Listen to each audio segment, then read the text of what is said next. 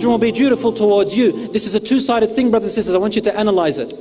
If you want your children to respect you, to be good to you, to look after you when you are weak, when you are feeble, when you become very old in age, when you can't walk, when you need someone to feed you with a spoon, when you need someone to take you to the toilet, when you need someone to bathe you, when you need someone to carry you, when you need someone to hold your hand and to treat you the same way you treated them when they were babies, infants, then they need to see from you the respect and the goodness from you towards your parents.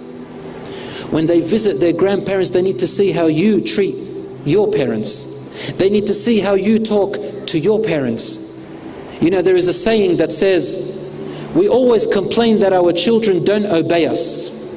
Am I right or wrong? They don't listen to us, but they never fail to imitate us. Correct?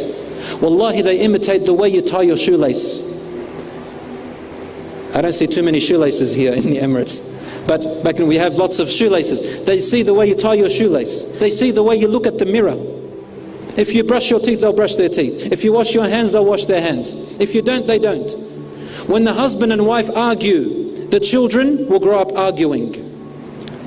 If you make promises and don't fulfill them, they will also do the same.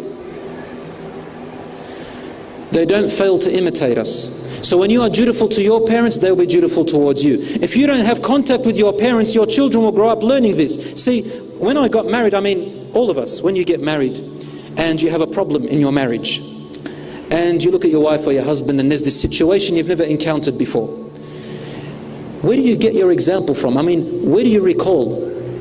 Who do you think of to try and solve this problem? The only place you can think of are your parents. You think how my father used to deal with it, how my mother used to deal with it, and so you apply it. So we are role models, my dear brothers and sisters.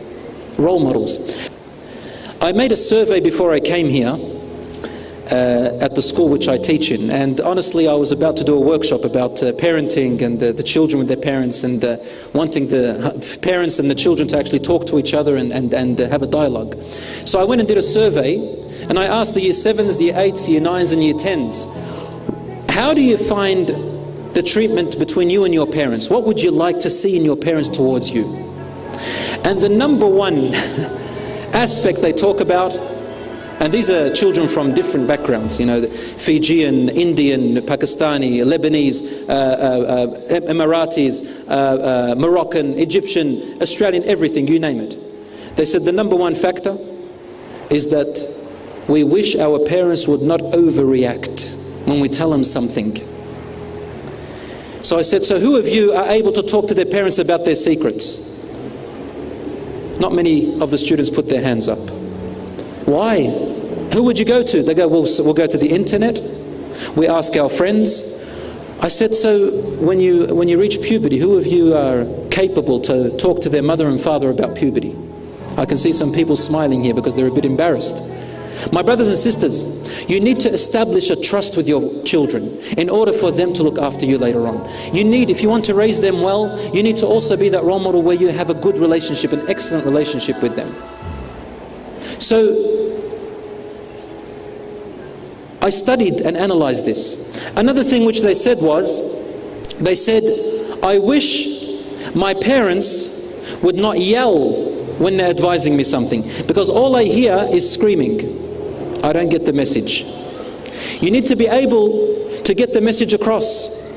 So the next time they shout and yell, analyze. Talk with your wife, talk with your husband.